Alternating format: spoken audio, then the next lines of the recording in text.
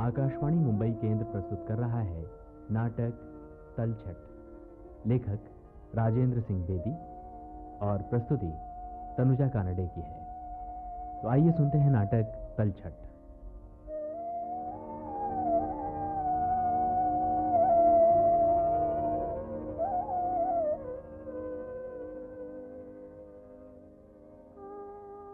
नहीं बेटा योग, मैं तुम्हें इतने पैसे नहीं दे सकती। मैं एक गरीब औरत हूँ। अगर यही बात थी माँ, तो तुमने मुझे लिखाने पढ़ाने की कोशिश क्यों की थी? यह भी तो हो सकता था कि थोड़ी बहुत शुद्ध बुद्ध हासिल करने के बाद मैं चचा के कारखाने में नौकर हो जाता और वहाँ स्प्रिंग बनाने का काम सीख लेता। बेटा, मुझे क्या पता था हर दूसरे रोज मेरे लिए एक नया परवाना आएगा। नया परवाना कैसा? कभी तुम्हें सैर तमाशे के लिए पैसे देने होते हैं और कभी स्काउट की वर्दी सिलवाने के लिए पैसे दरकार होते हैं। अगर तुम्हें रुमाल की इतनी ही जरूरत है तो क्यों ना एक सादा सा। नहीं माँ, मुझे खास कपड़े का स्कार्फ चाहिए। मुझे तुम्हारी इन जरूरतों का पता तो था। तुम देखते हो मैं सारा दिन सिलाई करती रहती हूँ। जब से विधवा हुई हूँ रो रो कर मैंने आंखें खराब कर दी और अब मेरी निगाह सिलाई पर रुकती ही नहीं। तो तुम ऐनक क्यों नहीं लगवा लेती माँ? अस्पताल से नंबर तो ले आए थे। हाँ, नंबर तो ले आए थे, लेकिन ऐनक खरीदने के लिए पैसे भी तो चाहिए। ओहो, फिर पैसे? हाँ, पैसों के बगैर क्या हो सकता है बेटा इस संसार में। माँ, दुनिया में पैसों के बगैर कुछ नहीं हो सकता। गांव में तो लोग अभी तक गेहूं ले आते हैं या औरतें दुकानदार को कपास दे जाती हैं और उसके एवज में उन्हें आटा, दाल और नमक, पैसे सब कुछ मिल जाता है। हमारे यहाँ जो गेहूं पड़ा है। हाँ बेटा, इस किस्म का तबादला हो सकता है। शहर में लोग पैसे के एवज कोई चीज दे सकते हैं, उसके बगैर नहीं। जोतन की माँ बेवा है, वे कैसे कमा लेती है? जोतन को कभी किताबों के लिए नहीं रोना पड़ा और ना कभी। खामोश। जोतन की माँ जिस तरह पैसे कमा लेती है मैं उस तरह पैसे नहीं कमा सकती। खबरदार, आइंदा कभी जोतन की माँ का नाम नहीं लेना, समझ गए? क्यों माँ, जोतन की माँ का नाम लेना गुनाह है? हाँ, गुनाह है। नहीं, मैं नहीं जानता, मैं कुछ नहीं जानता। मुझे स्कार्फ चाहिए और सिलसिला हिसाब नंबर 8 और बस। माँ, तुम्हें इसके बाद कुछ भी लाने के लिए नहीं कहूँगा। हो मेरे लाल, तुम ही बताओ मैं क्या करूं। कल मैंने जमल के यहाँ से बोतलें इकट्ठी की और फिर उसको छाना और उसको बेच डाला। 3.25 रुपए मिले हैं। अब तुम ही बताओ खाने पीने के लिए क्या रखूं और तुम्हारे हिसाब और रुमाल के लिए क्या दूं। ये ठीक है माँ, फिर क्या? फिर तुम रोने लगे, सौदाई कहीं के। तुमने कहा था ना, तुम्हारा बाप लड़ाई से पहले विदेश चला गया और वहाँ मर खप गया और उसके जाते ही तुम्हारी माँ सदमे से मर गई और तुमने मुझे लेकर पाल लिया। हाँ बेटा, ये ठीक है, लेकिन इन सब बात से तुम्हारा क्या मतलब है? मैं कई बार सोचता हूँ, तुमने मुझे आखिर क्यों बचा लिया, क्यों अपना बेटा बना लिया? तुम मुझे ना लाती तो मैं भूख और प्यास से तंग आकर मर जाता। ज्यादा से ज्यादा यही होता ना, तुम्हारे दुख का कारण तो ना होता। ओहो बेटा, ओहो, मैंने तुम्हें बचा लिया। बड़ी गलती की। कभी कभी इंसान से गलती हो ही जाती है। काश मैं एक बार अपनी कोख से बेटा जन्म लेती, चाहे वो पैदा होने के फौरन बाद ही क्यों ना मर जाता। कभी दूसरों का बेटा भी अपना हुआ है, लाह कोई करे। ये बात नहीं है माँ, ऐसा करोगी तो मैं कहीं चला जाऊंगा। चले जाओगी तो क्या होगा? अभी क्या तुम मेरे हो? वो जो बातें तुमने की हैं। नहीं माँ, मैं तेरा हूँ, तेरा और किसी का नहीं। आज मेरी अपनी माँ भी आ जाए तो मैं उसके पास ना जाऊं। तुमने मुझे पाला है। हाय हाय, मैं एहसान जता रही हूँ ना। नहीं माँ, मैंने ऐसा कब कहा? मैं तो सिर्फ इतना कह रहा हूँ कि मेरी वजह से तुम्हें इतना कलेश होता है। मैं बड़ा हो रहा हूँ और मेरी जरूरतें बढ़ती जा रही हैं। मेरा पेट खाने को मांगता है। बेटा, पेट की बात ना कर। पेट भर खाने के लिए तो हमारे पास है। हाँ, पेट के अलावा ये रुमाल और ये किताबें। किताबों के बगैर भला कोई कैसे पढ़ सकता है? मैंने सुना है कि पढ़ने वालों ने दूसरों से मांग तांग कर पढ़ी हैं किताबें, लाइब्रेरी में जा जाकर काम किया है। तुम्हारे चचा इतने बड़े कैसे बन गए? उनके घर में खाने को रोटी तक नहीं थी और तन ढकने को कपड़ा भी नहीं था। घर पढ़ने के लिए बत्ती ना थी और तुम्हारे चचा सड़कों की रोशनियों के नीचे जा जा कर पढ़ा करते थे। माँ, मैं समझ गया। सब कुछ समझ गया। दरअसल बात यह है कि तुमने मुझे बहुत प्यार किया है। जब भी मैंने रो धोकर तुमसे कुछ मांगा है, तुमने किसी न किसी तरह मुहैया कर दिया है। इससे मेरी आदत बिगड़ गई है। अब मैं जानता हूँ तुम बहुत मजबूर हो। हाँ बेटा, मैं इन दिनों बहुत मजबूर हूँ। तुम्हारे सामने मैं घर दाई बुलवाती रही और पेट मलवाती रही। मैंने इस महीने सीने पिरोने का काम तक नहीं किया और ना ही मोजे बुने हैं। नहीं माँ, मुझसे भूल हुई। अब तुम अपने मास्टर को क्या जवाब दोगे? मैं कहूँगा मैं स्काउट नहीं बनता। अगरचे वे मुझे बहुत पसंद करते हैं, उन्हें दुख होगा। पर माँ, जो दुख तुम्हें हो रहा है। अच्छा, वो तुम्हें इतना पसंद करते हैं? तुम्हारे स्काउट न होने पर उन्हें दुख होगा? हाँ माँ। हाय, घर भर में एक मर्द के ना होने से क्या कुछ हो जाता है। मर्द 20 किस्म के काम कर सकता है, औरत कुछ भी नहीं कर सकती। मैं तो रोती हूँ कि मैं औरत क्यों हूँ। इसमें तुम्हारा क्या कसूर है माँ? नहीं नहीं, इसमें मेरे ही कर्मों का दोष है। दुनिया में लाखों औरतें हैं जो राज करती हैं। हेडमास्टर की बीवी वे हेडमास्टर नहीं हो गई है। हाँ बेटा, औरत मर्द ही से रुतबा पाती है। ऐसा क्यों है? क्यों है? जब से दुनिया बनी है ऐसा होता आया है। मर्द के बगैर औरत कुछ भी नहीं। मर्द तुम्हारे बगैर सब कुछ है? हाँ, सब कुछ। तो मैं मर्द बनूंगा और सब कुछ होऊंगा। हाँ, और फिर मेरे बेटे की दुल्हन आएगी। नहीं माँ, मैं उसके लिए नहीं, तुम्हारे लिए सब कुछ होऊंगा। जीते रहो बेटे, भगवान तुम्हें बहुत बड़ा आदमी बनाए। अच्छा, तो वो तुम्हें बहुत चाहते हैं? तुम्हारा अपना जी भी चाहता है स्काउट बनने के लिए? वाह, तो मैं इतनी देर से क्यों रो रहा हूँ? नहीं बेटा, मुझे एक बात याद आ गई। मैंने तुम्हारी शादी के लिए रुपए जमा करने शुरू कर दी हैं। मेरी शादी के लिए? हाँ, तुम्हारी शादी के लिए। और 4-5 साल से तुम्हारा ब्याह होगा ना, है ना? तो इसके लिए मैं आप कमाऊंगा? तुम कमाओगे? अच्छा, ये मैंने रुपए इकट्ठे करने शुरू किए थे ना, तभी मेरे पास अब 52 रुपए जमा हो गए हैं। इससे तुम रुमाल और किताबें। माँ, इन्हें जहाँ चाहो खर्च करो बेटा, मेरे पास यही पूंजी थी। मैंने तुम्हारे सामने बड़ी मेहनत से इस पैसे को जमा किया है। नहीं नहीं माँ, मैं इसे खर्च नहीं करूँगा, लेकिन मुझे रुमाल बना दो और बाकी पैसे जमा रखो। मेरी शादी के लिए नहीं, अपने दर्द सिर का इलाज करो। ये दर्द जो तुम्हारा पीछा ही नहीं छोड़ता। और किताबें? मैं ऐसे ही पढ़ लूँगा माँ, मांग तांग कर, गली की रोशनियों के नीचे। नहीं बेटा, मैं ये सह नहीं सकूंगी। तुम ज़रूर किताबें खरीद लो। और बाकी, ये हमारे घर पर कौन आया है? गूंगी होगी, तुमने उसके कपड़े सी दिए हैं? वे कह रही थी मुझे व्यास पूजा से पहले कहीं पहुंचना है। हाय, मैं मर गई। मैंने तो उसको शुरू भी नहीं किया। मैं तो उसे भूल ही चुकी थी। तो अब क्या होगा? ना जाने क्या होगा। उसे क्या मुंह दिखाऊंगी। छज्जे से देखो तो कौन है? अच्छा, मैं देखता हूँ। कौन है? माँ माँ, ये तो जोतन की माँ आ गई। उसे हमारे घर में क्या काम पड़ा? बैठे बिठाए ये क्या मुसीबत आ गई। मेरे यहाँ उसका आना जाना अच्छा नहीं। मैं खुद नहीं चाहता वे हमारे घर आए। मैं उसे रोक दूँ? इस तरह कैसे रोका जा सकता है? चलो, ये भी अच्छा हुआ गूंगी नहीं आई। साफ कह दूंगा, माँ को फुर्सत नहीं। नहीं नहीं, ऐसा न कहो। अच्छा, उसे आने तो दो। योग की माँ, सुनो तो योग की माँ। हाँ कृष्णा, कहो क्या बात है? मैं तुम्हें एक खुशखबरी सुनाने आई हूँ। ऐसी बात जो तुमने जिंदगी भर नहीं सुनी होगी। हमारे लिए क्या खुशखबरी हो सकती है? लॉटरी हमने डाली नहीं, और लॉटरी से भी बढ़कर बात है। तुम ऐसी ही बातें करती हो जोतन की माँ, जाने क्या हो जाएगा। और जब असली बात होती है तो ठस से रह जाते हैं सब।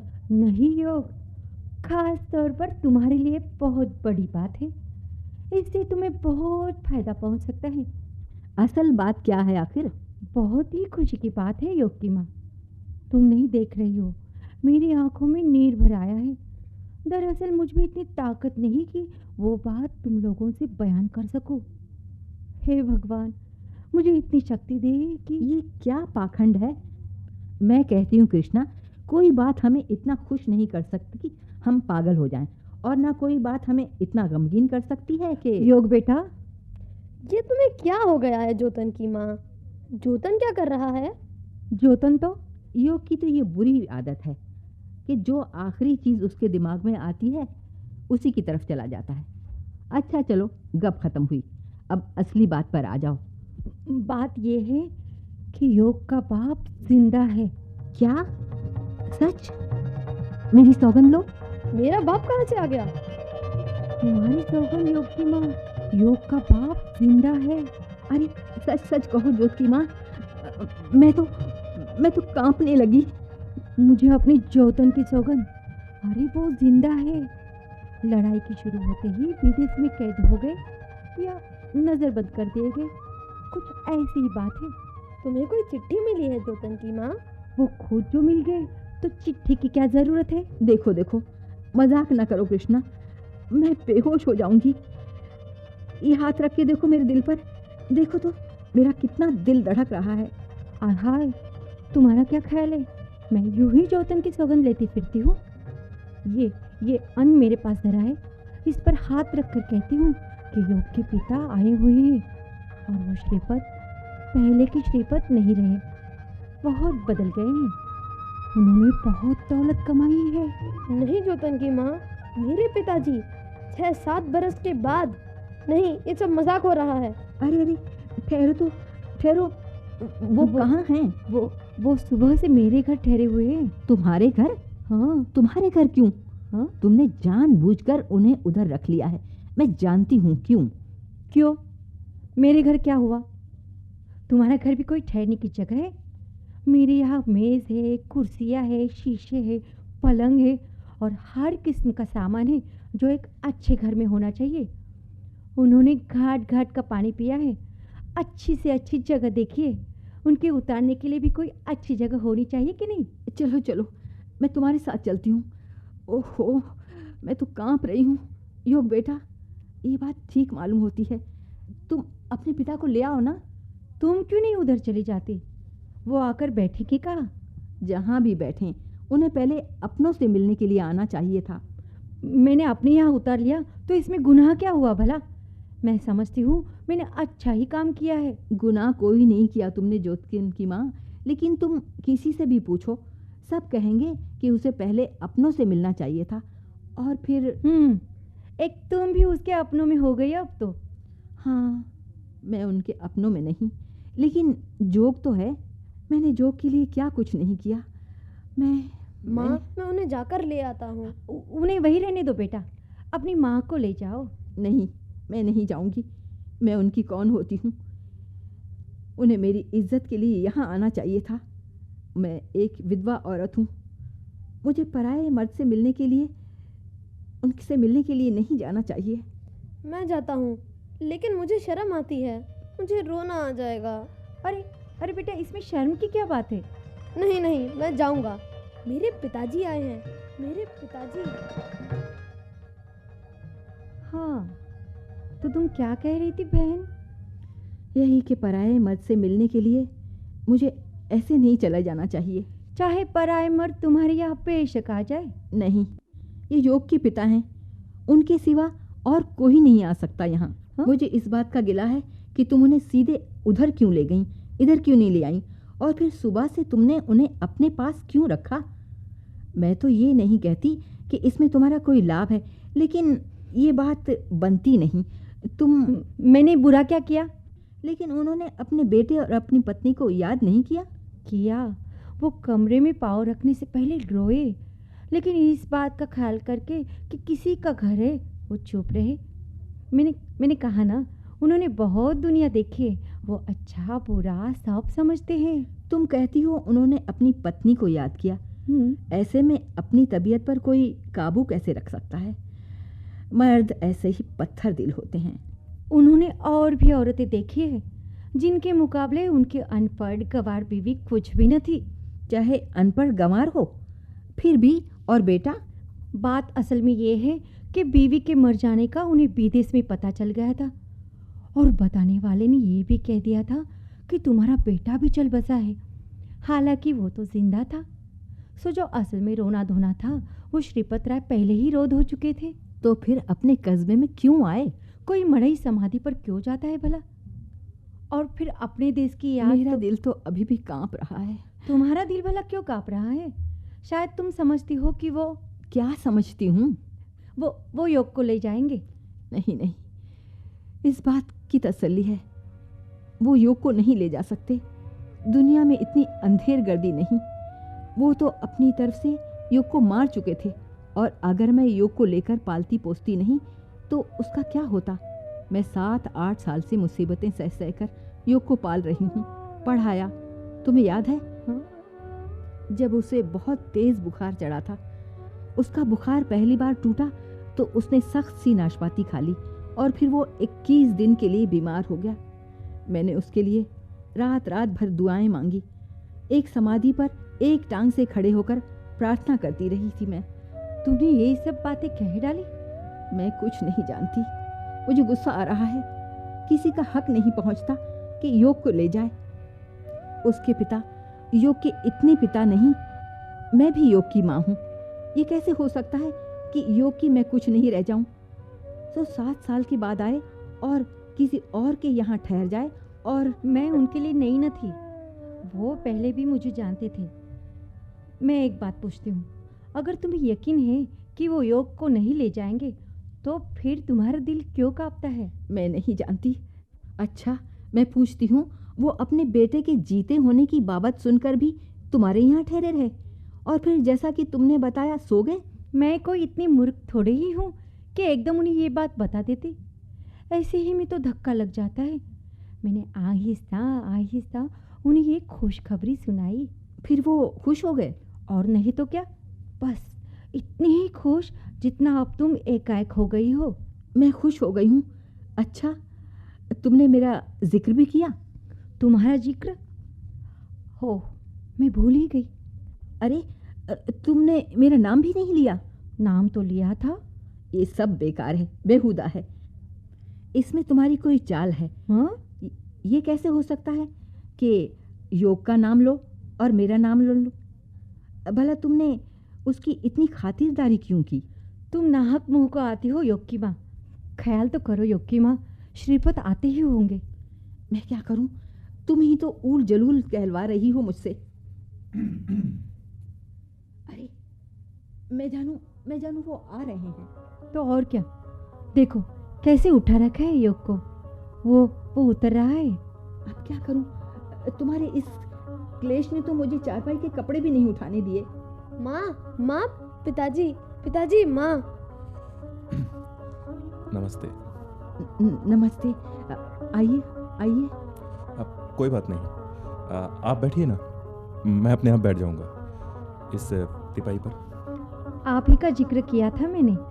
इन्होंने योग को पाला और पढ़ाया। अब योग इस तरह पशु बना रहता है तो इनका क्या कसूर? घर में कोई कमाने वाला भी तो नहीं है, सिलाई पर इनकी गुजर होती है। ये भी शुक्र है भगवान का कि मोहल्ले वाले परमात्मा से डरते हैं। जोत की माँ, क्या बात है, रुक क्यों गई? इन्हें बैठने तो दो, फिर बातें होंगी। योग बेटा, बात सुन। क्या माँ? जा बाजार से चाय की पत्ती तो ले आ। पैसे उस धोती के पल्लों से खोल ले। तुम चाय की पत्ती भी नहीं रखती? नहीं, मैं चाय नहीं पीऊँगा। आप तकलीफ़ ना कीजिए, अभी मुझे ज़रूरत नहीं है।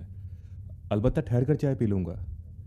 बाहर जाकर मुझे चाय पीने की आदत ज़रूर हो गई है, लेकिन तुम सब शाम को हमारे यहाँ खाना खाने के लिए आ जाना योग की माँ। नहीं भाई, जैसा रूखा सूखा होगा मैं खिला लूँगी, लेकिन किसी के घर नहीं जाने दूँगी। योग बेटा, जा फिर चाय ले आ। योग को मेरे पास रहने दीजिए और चाय जोतन के यहाँ से मंगवा लीजिए। इसकी क्या ज़रूरत है, मैं खुद ही।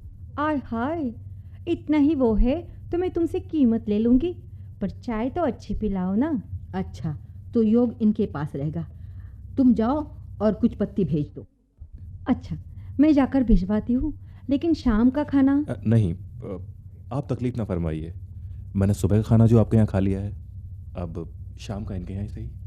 मैं पिताजी के लिए सब कुछ बाजार से ले आऊँगा। नहीं, मुझे कुछ नहीं चाहिए मेरे बेटे। आज तुमसे मिलकर मैंने सब कुछ पा लिया। मैं सब कुछ खो चुका था। मेरे पास चंद सिक्कों के सिवा कुछ नहीं था, लेकिन ये सिक्के सब खोटे थे।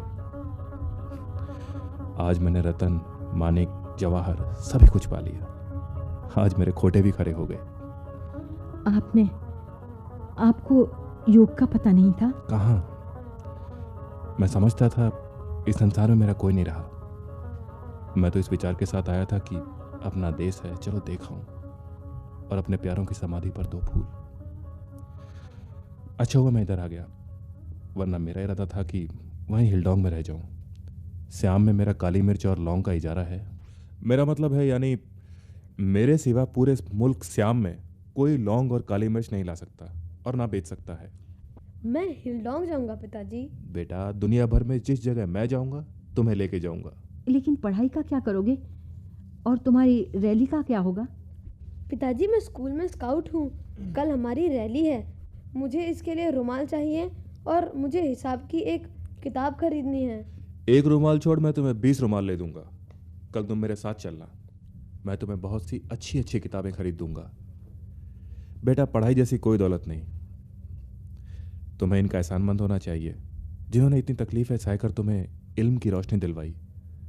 तुम्हारी माँ मर चुकी थी, लेकिन वो बेचारी जीती तो आज अपने लाल को देखकर कितनी खुश होती। उसके बाद मैंने माँ बनने का जतन किया और अब भी करूँगी। जो कुछ माँ ने मेरे लिए किया है पिताजी, वे मैं जानता हूँ या मेरा परमात्मा। अरे वाह, तू तो बहुत अक्लमंदों जैसी बातें करने लगा है। अरे ऐसे घबराते क्यों हो? ठहर, मुझे अपने गाल के साथ गाल रगड़ने दे। नहीं पिताजी, मुझे बहुत खुरदुरे मालूम हो रहे हैं। मैं आपका बहुत एहसानमंद हूँ। शायद मैं पूरे तौर से इसका बदला भी ना चुका सकूं। आप इसका बदला कैसे चुकाएंगे? योग जैसे आपका बेटा है वैसे ही मेरा। जी, मैं आपका एहसान कभी नहीं उतार सकता। अगर आप बुरा ना माने तो मैं एक बात पूछूं आपसे। पूछिए, शौक से पूछिए। आप जोतन के यहाँ कैसे चले गए? यूं ही, और कहाँ जाता। आपको पता नहीं था कि योग यहाँ रहता है? योग के होने का मुझे अभी पता चला है। आप जोतन के घर वालों को पहले से जानते थे? हाँ, जानता था। जोतन की माँ को भी जानता था। ठहरिए, मैं आपके लिए चाय बनाऊं। आप हल्की पीते हैं या सख्त? जी, तेज। तेज, अच्छा अच्छा। योग बेटा, कहो क्या हाल है? मैंने पिछले 6-7 साल में बहुत दुख सहे हैं बेटा। तुम्हें अपनी माँ की शक्ल याद है? हाँ पिताजी, यूं ही थोड़ी थोड़ी। अब जो याद करता हूँ, कभी उनकी शक्ल सामने आ जाती है और कभी नहीं। उनकी शक्ल इनकी शक्ल में घुल मिल जाती है। तुम्हें अपनी माँ पसंद है? माँ भी पसंद की जाती हैं भला। माँ तो एक ही होती है, काली हो गोरी हो। हाँ हाँ, माँ के चुनने का इख्तियार किसको है? बेटा, तुम तो बहुत सयानी बातें करते हो। इधर आओ मेरे पास। आप मेरा मुंह तो नहीं चूमेंगे? बाप अपने बेटे का मुंह चूमते हैं। मैं कहता हूँ पिताजी, माँ चाय ले आई। आप जरा कोट वोट उतार कर बैठिए, मुझे दे दीजिए। कोई धोती वोती दे दूं? नहीं, धोती वोती की जरूरत नहीं पड़ेगी। अलबत्ता मुझे गुसलखाना बता दीजिए किधर है। मैं चाय पीने से पहले जरा। वो रहा, बरामदे के छज्जे के दरमियान, वो नाली के पीछे। ये लीजिए मेरा कोट। तुम मुझे छोड़ तो नहीं जाओगे बेटा? नहीं छोड़ जाऊंगा माँ, उल्टा तुम ही मुझे उनके हवाले ना कर देना। नहीं मेरे लाल, तुम्हें मेरे यहाँ से कौन निकाल सकता है? वो क्या पूछ रहे थे? कह रहे थे, मैं जानता हूँ तुम्हारी माँ को। भगवान ने मेरी सुन ली। तुम्हारे पिता घर आ गए, बस मैं यही चाहती थी, तुम्हें कहीं देश विदेश ना ले चले जाएं। और अगर तुम चले गए तो मैं भी तुम्हारे साथ चलूंगी। मैं अब अकेली नहीं रह सकती। किसी निर्दयी को मेरा ख्याल नहीं आता। माँ, तुम बहुत ऊंची आवाज में बोलने लगी हो और तुम्हारी आंखों में। नहीं नहीं नहीं माँ, अब हमारे अच्छे दिन आ रहे हैं। हाँ। पिताजी की छाती पर इतने बाल क्यों हैं? मर्दों के ऐसे ही बाल होते हैं। जब तुम जवान होगे ना तो तुम्हारी छाती पर भी बहुत से बाल आएंगे। लो, वो आ गए। अरे, आपने चाय पीनी शुरू कर दी होती? आपके बगैर ही। ओह, लीजिए, ये चाय की प्याली। और आप? मैं आपके लिए बिस्तर लगा देती हूँ। नहीं नहीं, अभी बहुत वक्त है। मैं शायद यहाँ सो ना सकूं। आप यहाँ ना सो सकें? क्यों? और कहाँ जाएंगे आप? मैं यहाँ किसी होटल वोटल में रात काट लूँगा। फिर करीब के मोहल्ले में मेरा एक दोस्त भी तो रहता है। नहीं, मैं आपको बाहर नहीं जाने दूंगी, मुझे चाहे खुद दुख उठाना पड़े। देखिए, हमारा दिल न तोड़िए। योग क्या कहेगा? इस मासूम बच्चे के दिल पे क्या गुजरेगी? क्या दुनिया में हर जगह पाप अपराध ही होता रहता है? अभी तक दुनिया वाले इतने बड़े दिल वाले नहीं हुए। और फिर अगर आप इजाज़त दें तो एक रात के लिए मैं योग को साथ लेता जाऊं। और मैं यहाँ अकेली रह जाऊं? अच्छा, ये नहीं हो सकता। लेकिन योग के बिना मुझे नींद नहीं आएगी। आज 8 साल के बाद मैंने अपने बेटे को देखा है। आप नहीं जानती कि मैं आपका कितना एहसानमंद हूँ। मुझे शब्द नहीं मिलते जिससे मैं आपकी तारीफ करूं। लेकिन योग के बगैर मैं भी तो नहीं रह सकती। आपने अपनी तरफ से योग को आप समझते थे योग इस संसार में नहीं है। मैंने उसे लेकर पाला, अब आप उसे एक रात के लिए भी नहीं ले जा सकते। मुझे कुछ विश्वास नहीं आता। हाय, मैं क्या करूं? मैं बहुत घबरा रही हूं। अच्छा, लेकिन मुझे आपसे एक बात और करनी है। कहिए, किस बारे में? आप? यही योग के बारे में। योग के बारे में आप क्या कहना चाहते हैं? यही कि योग को मैं ले जाना चाहता हूँ। मैं आपका धन्यवादी हूँ। आप जो खिदमत कहें मैं करने को तैयार हूँ, लेकिन योग मेरा बेटा है। नहीं नहीं नहीं, योग मेरा बेटा है। आप अपनी तरफ से उसे मार चुके थे। आप आज सुबह से यहाँ आए हुए हैं, लेकिन इस शाम तक आप योग के पिता नहीं थे। लेकिन अब जबकि मैंने नहीं, मैं योग के बारे में। पिताजी, माताजी का क्या होगा? मैं आपके साथ नहीं जाऊंगा। आप माताजी को भी साथ ले चलिए। नहीं, मैं इस घर से बाहर नहीं जाऊंगी और ना ही मैं योग को जाने दूंगी। कुछ तो परमात्मा से डरिए। हे ईश्वर, पहले तूने मेरा सुहाग छीना, उसके बाद मैंने अपना दिल इस बच्चे से लगाया। मैंने दिन रात इसे अपना अपना कहकर, और आज इसे मुझसे छीना जा रहा है। पिताजी, आप माँ को रुला रहे हैं। अगर आज नहीं, मैं ममता का मोल तोल नहीं कर रहा। मैं सिर्फ ये पैसे इसलिए दे रहा हूँ कि शायद पैसे से योग की कमी पूरी हो जाए। जैसे पैसे वाली बेवा अपने रंडापे के दिन थोड़ी आसानी से काट लेती है। नहीं, मैं पैसे वाली औरत होती तो एक दिन भी रंडापा ना काट सकती। आप हटा लीजिए इन पैसों को मेरे सामने से। उठा लीजिए। इन बातों से मैं अपने बेटे को नहीं छोड़ सकता। मैं माँ के पास रहूंगा। ले जाइए इन पैसों को। जिसने आपको बहकाया है उसकी भेंट कर दीजिए। शायद उसे पैसों की जरूरत हो, मुझे नहीं। मैं ये हानि झेल लूंगी। जाइए यहाँ से, चले जाइए। अपने बेटे को भी साथ ले जाइए। अगर मेरी चीज होती तो मेरे पास रहती। लेकिन सुनिए तो। नहीं, मैं कुछ नहीं सुनना चाहती। मैं आपकी कोई बात नहीं सुनना चाहती। चले जाइए और अपने बेटे को भी ले जाइए। इन कागज के पोजों को भी ले जाइए। खबरदार, जो इस दहलीज पर आपने और आपके बेटे ने कदम रखा। मैं अभी पुलिस को बुलवाती हूँ। मैं नहीं जानती थी इंसान इतना कमीना हो सकता है कि वो इन चीजों का सौदा करे। ओ, चले जाओ यहाँ से। चलो बेटा। मैं नहीं जाऊंगा। नहीं, हम चलेंगे। ठहरो, तुमने स्त्री की भावना का मोल किया है, ममता की कीमत लगाई है, तो मैं तुम्हारा मोल नहीं लगा सकती। लाओ इधर फेंक 2 रुपए, ताकि तुम ऐसे कमीने जलील इंसान की कभी भूल से भी मैं देख ना पाऊं। शायद कहीं पश्चाताप फिर तुम्हारे नीच कदम मेरे दरवाजे पर ना डाल दे। लीजिए, लेकिन मेरी बात तो सुनिए। लेकिन यहाँ रख दीजिए पैसे और अब जाइए। देख क्या रहे हैं? चले जाइए, इसी समय चले जाइए।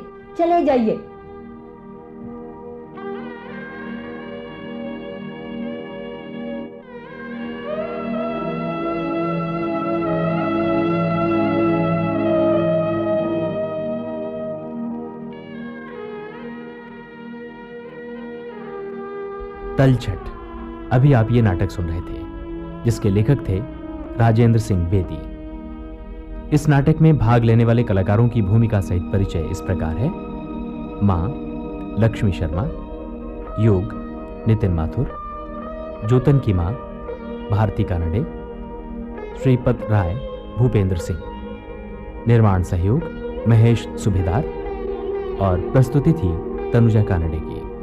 ये नाटक आकाशवाणी मुंबई केंद्र की भेंट थी।